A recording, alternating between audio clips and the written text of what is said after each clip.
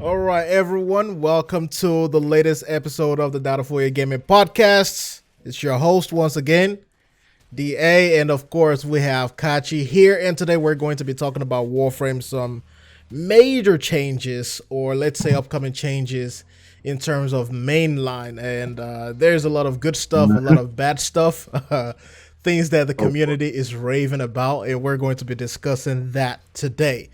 So, starting with Kachi, you got my note that I sent you, right?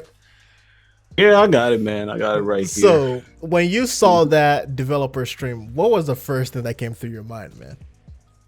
Well, I watched like after the stream was over because I was doing something else, but I was looking at it, and the one thing that came to my mind because I was talking about this last stream and my take on it when it comes to shotguns, as far as with status changes, being able to hit 100% status chance. Yeah. I didn't find anything in that, to be honest with you. It made no sense to me because going over 100% status, there has to be something else in there that makes it different. Like, okay, if you hit 120% status chance, what's the difference between that and 100%? True. For shotguns, it's clearly going off of pellets. Oh, yeah, that is true. You could tell the difference between 99.9 versus 100%. So, does over 100% is like, you know. So, does that, okay. Because if we're going 100%, and let's say the shotgun fires maybe 5 pellets, that counts for 20% each. So if we're going over 100, like I don't even know how that is going to work, because with crit we already know how that values into late game or mid game, whatever it is. But status, Yeah. it is still confusing. Is it gonna be using green numbers or purple numbers? I don't even know. That's what I'm saying. Like, I just don't get it. And the best way to test out status chance is that if you have your Tigris, you going based off of pellets. If you're going off of the heck, it's kind of tricky because again, you're factoring in crit as well, and it differentiates. So you have to balance it out as far as with crit versus status. The comb is kind of tricky as well too because it has a spool up time, so it's hard to detect which of those pellets are gonna be proccing status and which one isn't. Yeah, So the best shotgun to test is the Tigris. Because I noticed there are certain weapons in the game that are classified as shotguns, but the way they fire, it's some of them are like a beam weapon. Some of them you can't even tell it's a shotgun if it wasn't for the classification. Exactly what is going to happen to the kid guns too. Like that too. They have to factor that in as well. So it's kind of weird. Yeah, that is going to be a big thing, but I think it is one of those changes that they're trying to make due to some of the enemy and AI changes that they're making. Shield gating is one thing that they talked about. We've talked about. They first talked about shield gating like in 2016 or 2015? It was like at least three years about to be, probably at least 4, but I'm gonna say at least 3 years ago now. People in the community have been talking about shield gating because they've been talking about that. Yeah. And when you talk about frames that has a lot of shield, it's like they will benefit a lot from it. Come to mind, which is Frost and Hildren. Oh yeah, and so it's like, ooh. I also wonder how, like, frames that benefit from, like, that has the ability to create overshields. I wonder how that is going to work with like Volt and his augment. Yeah. But then I started looking at, what about frames who don't have shields at all? Inaro, Nidus, those two. What is gonna happen to them?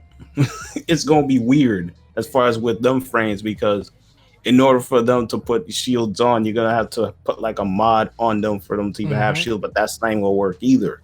Oh yeah. And for me, like, the most thing that I was excited about with the shield gating thing is the fact that an enemy can't just burn through your health while you have, like, let's say you have 500 shields and they just burn through your health, especially those ancients. Well, if they're targeting your health, I mean, they're gonna bypass shields because again, if you have a slash proc on you, it can't just go based off of the shield. Oh yeah, yeah. But one of the things Go that they based were on talking about is like it's gonna have like I think like a 1 second immunity phase before the whole thing starts eating out through the whole yeah. thing. Yeah, I mean, that part is all right, but slash is still slash. It's still going to do its major damage, yeah, especially endgame where enemy hits you with a heavy slash. You're like, yeah, yeah. The way the game is right now, I think, when we're looking at IPS, is going to be slash then puncture slash for crit puncture for status based builds and stuff like that. Impact is still useless in the game, which is something that I was hoping that they would address when they were talking about, you know, staggering effects and stuff. But yeah. I they, mean, what do you think about even back then with puncture, and even though impact is still useless, but at least with puncture weapons, like in the void, puncture was obviously good because when an enemy gets hit with puncture, mhm, they do less damage towards you. yeah, debuff. You know, bypass that. Just use slash. That's true. So The whole so mess right there. so what do you think about the scaling though? The new scaling system where instead of the tight, U curve that we've been dealing with for since 2013, now it's going to be a little bit like a S shape. It's gonna kind of like balance out and kind of level out, where it doesn't just skyrocket again. Do you, like for you as someone who does long survival runs and all that kind of stuff, what is your take on that? Because it really is going to affect difficulty in the game. And as far as with enemy scaling, to be honest with you, I was done with that conversation a long time ago. As far as with enemy scaling, because at the end of the day, players, they don't even go past at least 25-30 minutes anyway. So scaling enemies is kind of pointless now. You have to tailor to like the hardcore guys that go that far ahead for them to have any form of interest. But you're talking about the average player doing a long survival run.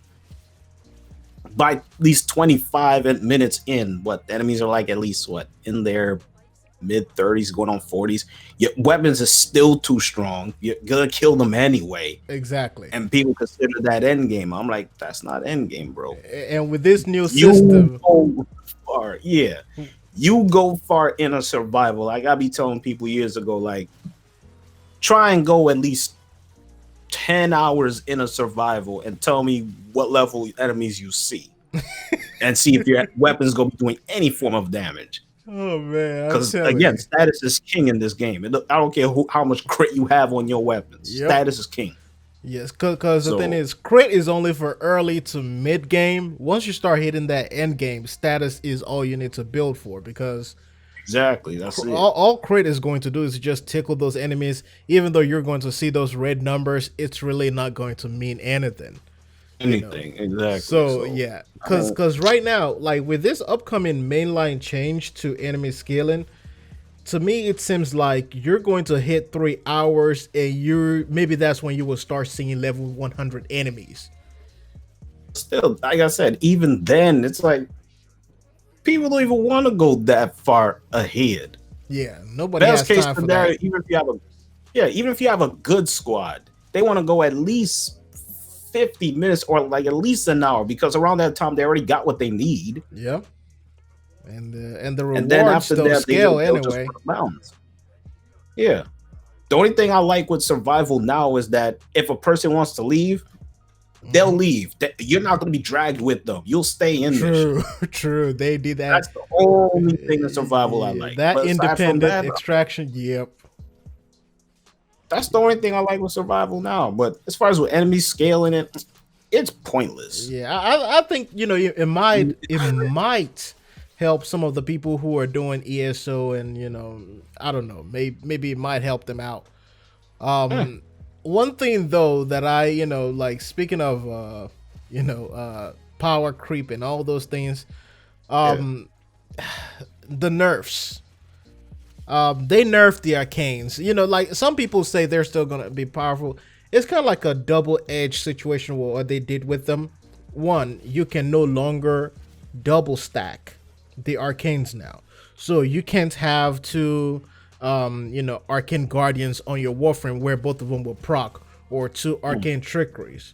So, however, instead of, because you will not be able to double stack, you will now be able to get to level 4 instead of just level 3. Now, here's the problem. My biggest issue with them is that they've now given every single one of these arcanes a cooldown. That is my major issue with it. Because here goes again. If you have, like, let's say you have an Arcane Grace on and you got that proc and you're healing yourself, you're taking so much damage, like, shit, Grace is supposed to proc yet again, but it has a cooldown. It's like, damn, Grace is not gonna be procking, so people gonna be rocking rejuvenation on their frames a little bit more, because of course that heals you consistently, but not at the rate of an Arcane Grace would. Exactly. So it's like, yeah, it's kind of a double-edged sword, but it depends on the arcane you're using, because I still think Guardian is still going to be good, because again, it's based on armor. Based on how much times you get hit, it gives you that armor. But you still have the mods to make up for its cooldown anyway. So it depends on the arcane, but because for me, as someone who like runs tanky frames all the time, Chroma, Nidus, Inaros, and all that kind of stuff, even sometimes Harrow, I double stack my Guardians, a full set of Guardians. I double stack them, and it's not that the arcane, the extra armor is going to stack on top of each other. It's just all about those chances, because I just wanted to be able to proc every second or every split second. And this new changes, some arcanes have like a 30-second cooldown. Which is like, damn, like, like that, you literally just killed them. Like what they did to Arcane Barrier and, Pulse and all those. And you already know. Man, like on Warframe Market, like people are really going hard trying to sell this arcanes, and I'm just telling you, that shit kicks in. With the way the community complains so far, some of these things might see a rollback, so don't rush to sell them now. Oh, it's the same thing that happened with oh god, you remember the mods with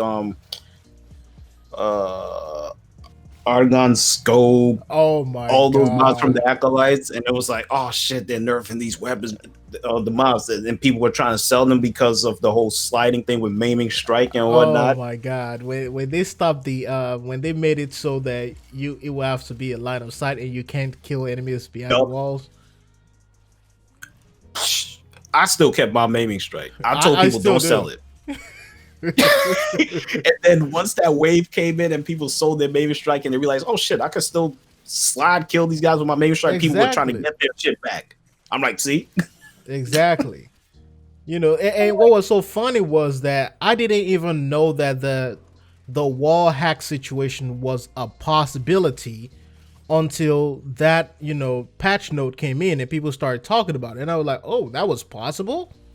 Yeah, people are actually doing that shit. Like, they'll just be sliding through a wall and it still hit enemies. And it's like, oh, that's actually a thing. People were abusing that. So that's why DE had to do what they had to do.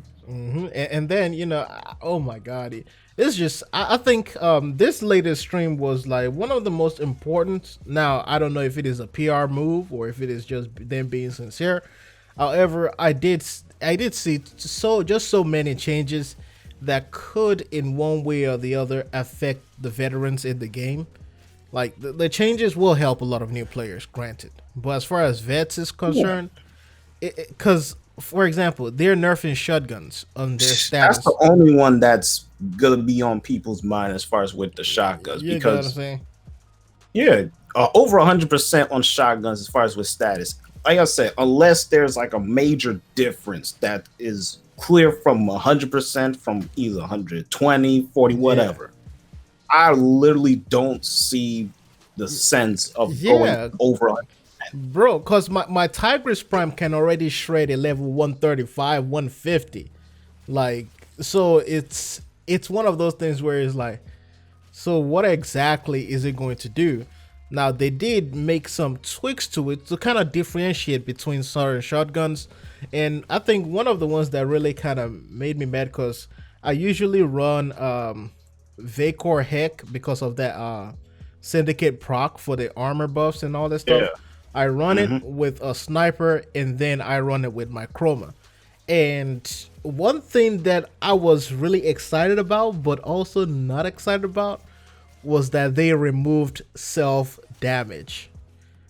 We've always wanted that. But now, When you talk about self damage remove, I mean, it goes to let me see, self damage as far as with weapons, like yes, the town core. Okay, now the town core is friendly again. You're talking about other weapons that would damage you. lens, It's like, oh, yeah, you know, like it's good now. But the kunais with explosive payloads and all the, you know, I said explosive payload, but you know what I mean. yeah, I know what you mean. But because okay, like when we do Eidolon hunts, you have your harrows, you have everybody has their own role. Trinity manning the, you know, the lures and all that stuff.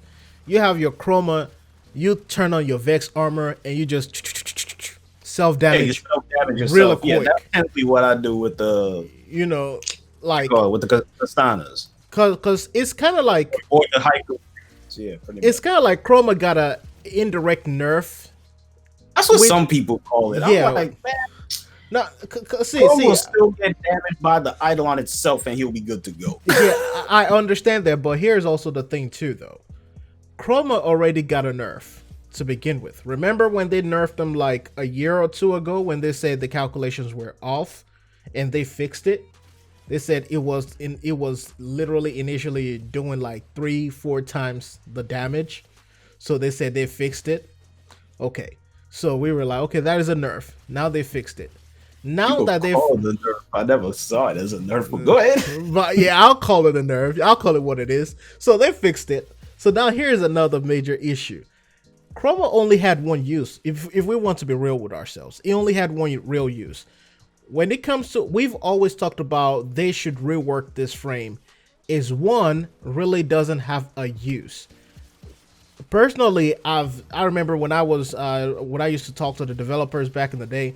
I said, hey, you guys need to change Chroma's one to something like how Ivara and some of these new reworked frames are, where you can hold on that one to toggle the elements instead of aligning the elements with, you know, your energy color and all that kind of stuff.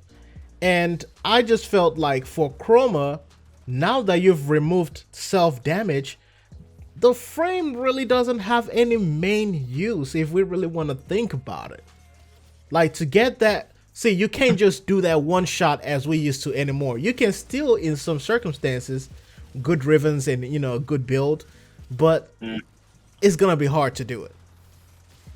It's gonna be hard to do, but he still has use. It's just not what it used to be now since self damage has been removed. But I still be seeing Chromas running around out there, still tanking, because it's like you said, as far as with him and his changes, like I've always said they need to work on his 1 and his 4. Don't touch his 2nd and 3rd. Yes, 1 and 4. Good point. So keep those. And as far as with him and Eidolon hunts, I mean, he still boosts the team. Because again, at the end of the day, you don't have to damage yourself. You could let the Eidolon damage you, and that will be more than enough for you to do significant damage. It may take at least 2 or 3 shots, but around that time, when your teammates are contributing, yeah, one part of the Eidolon's already gone. True. And on top of that, our weapons are so damn strong now anyway, combined with Rivens. You're right. I'm like come on.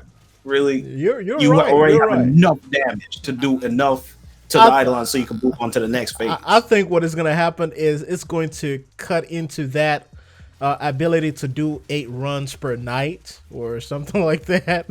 It's going to cut it down. Doing all them kind of runs. I mean, you know, there was a time when it came out and I did like freaking 6 to 7 Eidolons a night. It was like, damn, how do you do all this? I mean, it depends on the team you're running with, but Exactly.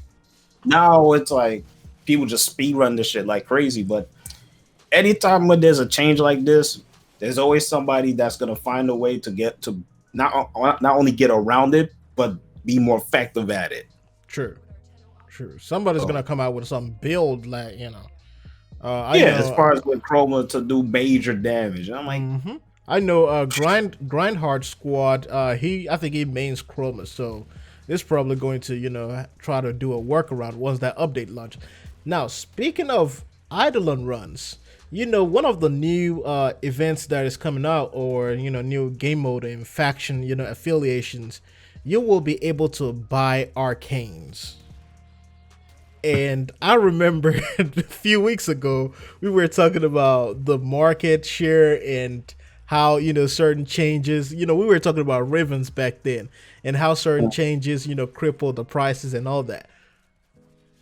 Arcanes already lost some of their value when they were switched to Eidolons instead of raids. So what are your thoughts on this one?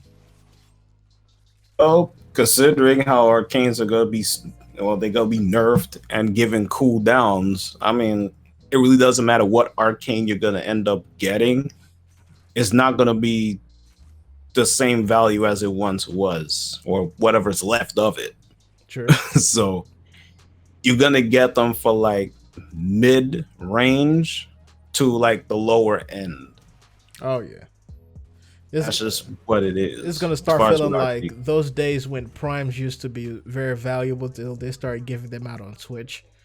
Yeah, people starting to realize what I've been talking about as far as with all these not just with changes, but as far as with people trying to get stuff in the trade. I'm like, look, man, the epic days of Warframe, I played on those epic days. Y'all will never know those feelings where you see that arcane barrier. Yo, I could sell that shit for like at least 3K easy. I don't know about this, bro.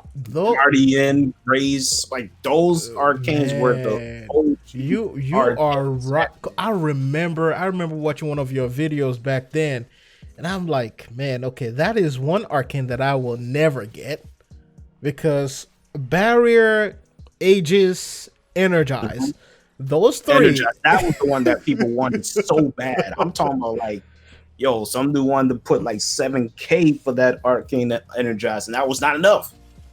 Bro, it was so rare. Especially if you have a set, that means you have the whole 10. Ooh, exactly, because you already know people like using their abilities. So once you get that one energy, like, it may proc at this one, and I got full energy. Let's get it. And you know what? Even after I finally got the set, because, you know, with the Eidolons, the prices kind of, you know, dialed down a little. One thing I will say is this: even after the operator stuff and Second Dream came out and we had the Zenoric classes and all that stuff, I still relied more on my Energize instead of the operators. Like, the operators were like a last resort. Yeah, should in case something happens, you have this to fall back on. Yep. So that is one thing, and I think it's more of a, you know, new player or, you know, early player focus in terms of some of the changes that DE is making. At least that's kind of like the way I see it. That's how the game has turned towards anyway. And like I said at the time, I have no problem with it because they have to go this route. True. Because imagine if these changes were not in the game and they kept it to how it was back then, where it was just strict, it was hard. The Stalker was actually a legit threat to you. He could kill you instantly, no matter how strong your weapons were. New players would not be playing this game. True. that is true. And you know what? I have a proof of that, because I hopped into Space Lords a couple of weeks ago, and I was playing with guys who are like level 5 and level 10s, and an antagonist, which is pretty much like a Stalker but a real player, hopped into the game level 55. It killed everybody. Those players literally hit me up on YouTube in the comment section of my review video and said they're not coming back to that game. See? Can you imagine if Warframe was like that, where it was just strictly hard? It did not change. Yeah. These players will not survive this game. Especially the Goose Drag 3. That's just icing on the cake. The dude with the brack will kill you. Oh my god. It don't matter. He'll kill you at a distance. Bro, you remember that phase during the Law of Retribution, the escort phase, bro? Oh my god. Man, them days were awesome, man. It toughened you up as a player because it's like, man, you've been dying all over the place. The goose drag been owning you. The stalker keep taking your ass. Like, all right, cool. And those now guys, all these enemies coming in, those guys will decide to chase you when you're doing a solo run. Doors locked, everything locked. Everything. You couldn't even unlock the shit. They flat lock your ass in there. Stalker shows up, you're like, oh shit, here we go. I guess this is it. That's how you will feel. And his dread will one shot you. It doesn't matter. Yes. Oh my god. The dread is still my favorite bow. Aside to the rock the Ceranos, but the dread bro, that just the slash sound of the dread is crazy. Oh yeah. Oh, that was, man. You know that weapon, dread, hate, and despair. Those three were like, and you know back then you couldn't even sell any of these things. I don't know if you can sell it now, but you can't even sell it. No, you can't sell them. Oh, okay.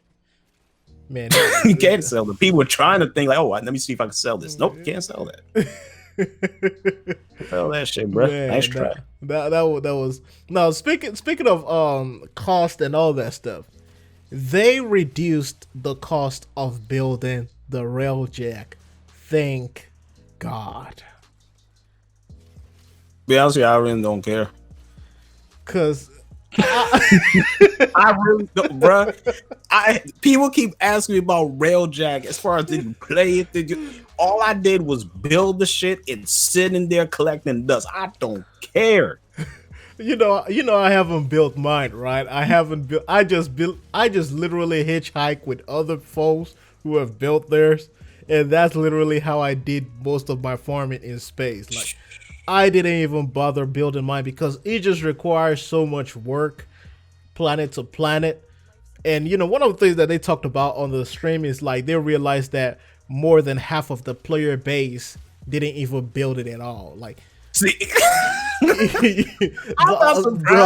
bro, the way they didn't show us data, right? They didn't show us data, but the way they were talking about that stuff, it felt like 95% of the player base. Man, I remember when people were hyping up Railjack, like, yo, I want this to drop the update. When is it coming? And stuff. Sea of Thieves and space. Got this shit. No one wants to build anything. Bruh. They said the cost was too high, and we finally heard you. I'm like, well, you guys could have thought about that. Like, what do you think this is, Destiny? Where everybody will go out there and donate fractal lines? No, we don't do that here. Oh man, they cut that cost. Like, they really cut it down. Still too late. Like, yeah, because the thing is, more than half of the player base is gone. You know. Yeah. The only time you see people come back to Warframe is if there's like a major change. That's like, oh shit, Warframe is doing things, or like a major update where all this kind of things are coming in. Yeah. You see players come back. But aside from that, like, I'll come back when the next update comes, which is like another 6 months. Yeah, so, yeah, true. Because Railjack was that thing that everybody was like, oh yes, I'm hyped for it. And then it came out and almost your entire player base can't even experience it because they can't build it. And then, you know, once again, the era quest being RNG based is just ridiculous to me. Like, how do you design a quest and you put it on RNG? Like, really? It's like you don't want your player base to play. First of all, more than half of the player base cannot get that quest because they haven't built that Railjack. They haven't built the Railjack. You have to build it in order for the quest to make, man. And then the ones who struggled hard to build it can't even find it because it's RNG. Like, bruh. Who over there was making all these decisions, man? It is what it is, man. Like, I don't question it. It's their game. Do what you want to do with it, but don't be surprised if people are not playing it because of X and Y amount of reasons. That is true. Like in your thoughts though, like, overall, like why with a lot of these changes in the forums, on YouTube videos, I've talked about it back in the day. You talked about it, Rio. A lot of people talked about it. People who who have a heart, for the game, depending on wherever it falls. You're into the trading system, the farming, and all that stuff. Why are they making these changes now, like 3-4 years? Why didn't they make it then? I think back then it was not needed.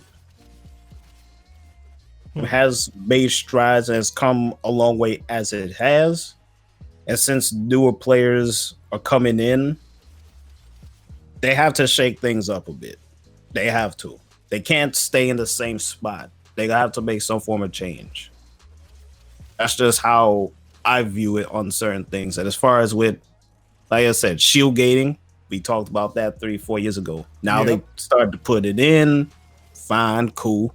Same thing with enemy scaling. True. We talked about that years ago. Now they starting to put in enemy scaling, which to be okay, but people that have been playing the game for a long period of time is pointless because, like I said, people don't even want to go at least 25-30 minutes in. Exactly. Tops.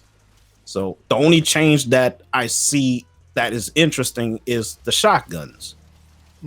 Because they gotta have to really explain the legit difference between 100% status versus 120 or 130. Yeah, because I think for us that will take like actually playing it and testing it out to even see what it is. Because you have certain syndicate procs that will automatically already give you status boosts. Exactly. So it's like, how does this factor into that? Exactly. That's the only thing that I see with them talking about that has me thinking a little bit more, because it's like, okay, status chance going over 100%. Like you have to give me something more. Will there be like a effect where if you kill an enemy with more than 100% status chance, it spreads? I mean, because that would be interesting. But I don't know. They have to explain on that, because if they're just vague on, oh, you go over 100% status on a shotgun, to me it's pointless, because again, you're wasting another mod slot to go over 100% when really you're not doing any form of change. True. Now one final question for you. We talked about all this proposed changes coming in the mainline update. Of course we will see it when we see it.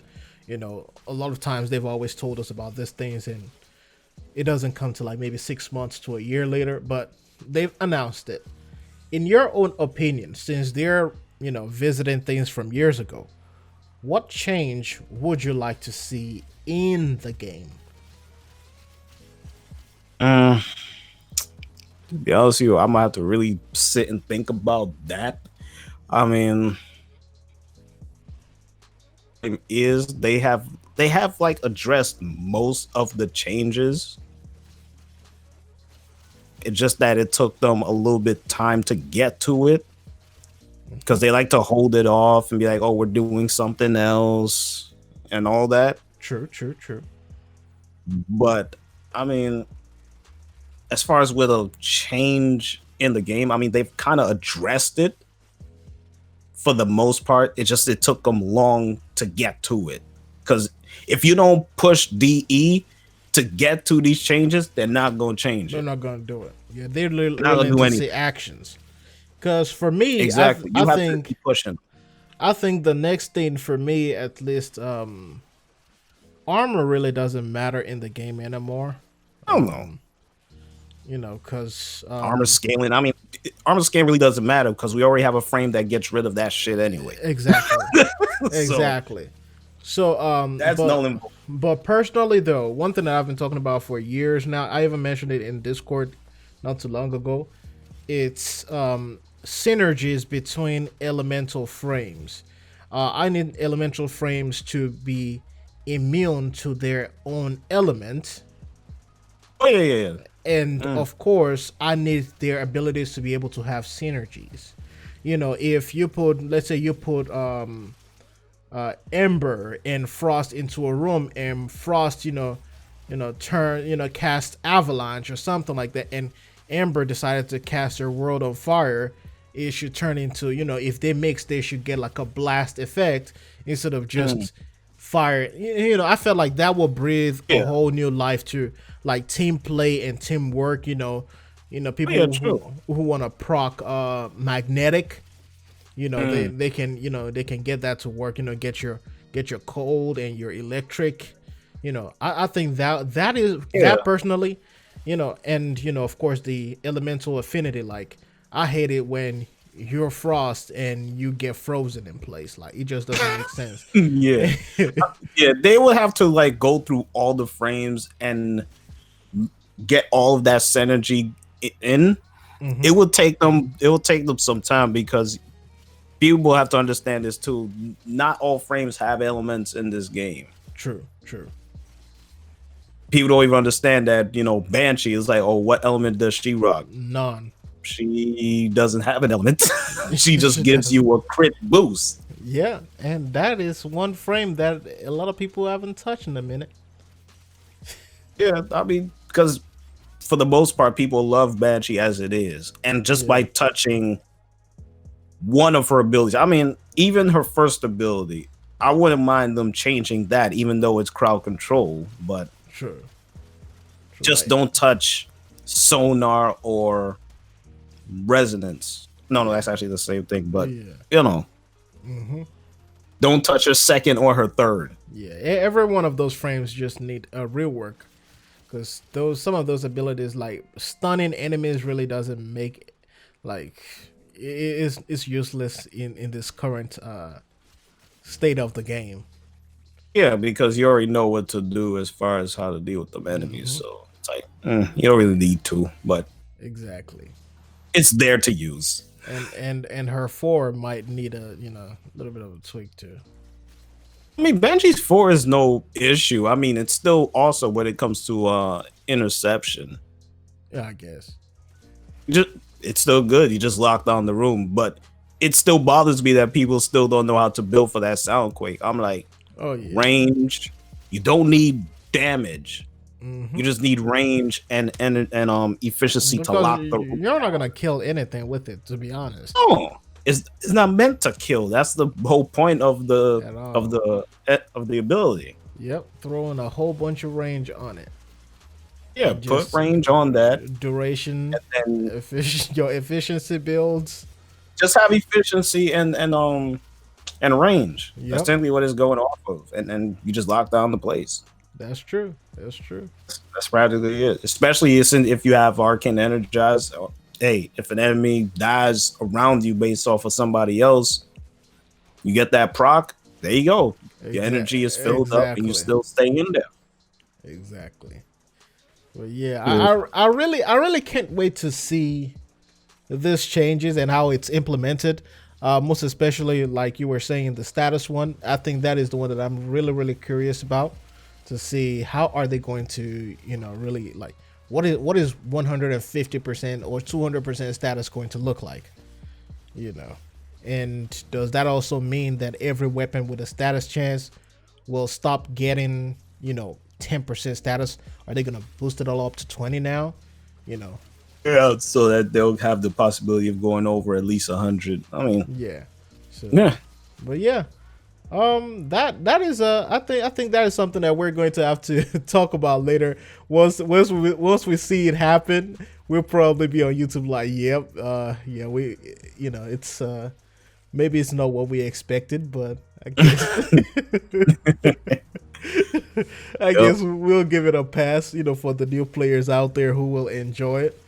But yeah, anyways, really appreciate you sitting down to have this chat today. Go ahead and just tell people about your channel real quickly. Oh yeah, man. I mean, hey, some of y'all already know I completed the giveaways, 60K as far as with platinum, 10K each to the players. So for anyone wondering as far as where my platinum number is at now, it's at 140,167. My high, in case someone wondered what's my highest, it was actually 200,167. Wow.